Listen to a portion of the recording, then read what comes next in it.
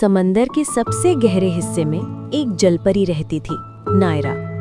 बाकी जलपरियों से अलग उसे इंसानों से नफरत थी, क्योंकि उसने अपनी माँ को इंसानों के जाल में मरते हुए देखा था।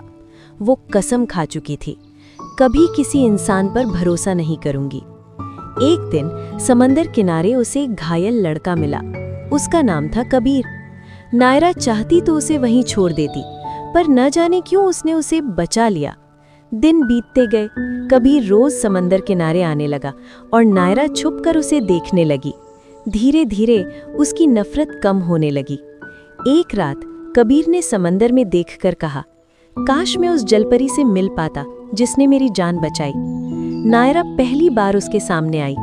दोनों की बातें शुरू हुई और कब नफरत भरोसे में बदल गई पता ही नहीं चला। लेकिन एक दिन नायरा ने देखा कबीर कुछ लोगों के साथ जाल लेकर आया है। उसका दिल टूट गया। वो गुस्से में उसके सामने आई। तो ये था तुम्हारा असली चेहरा? कबीर चौंक गया। नायरा, मैं तो बस।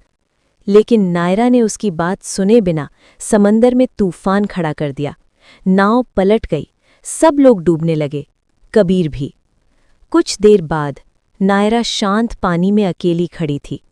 वो जीत गई थी, या शायद हार गई थी, क्योंकि अगले दिन समंदर किनारे वही जाल पड़ा था, लेकिन उसमें कोई जलपरी नहीं थी, बस मछलियां थीं और सिर्फ एक टूटा हुआ लॉकेट था जिसमें नायरा की तस्वीर थी।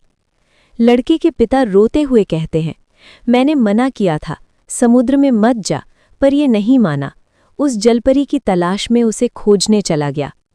जलपरी को एहसास हुआ कि वो कबीर से मिलने नहीं आई कुछ दिनों से, इसलिए कबीर जलपरी की तलाश में समुद्र में आया था, क्योंकि कबीर को लगा उसकी जलपरी को कुछ हो गया है। नायरा बहुत उदास होती है। उसे अपनी गलती का एहसास हुआ, क्योंकि इस बार उसने किसी इंसान को नहीं, अपने ही भरोसे को मार दिया था। कहानी से सीखने वाली बात, हर बार जो दिखता है वही सच नहीं होता, और हर शक सच नहीं होता।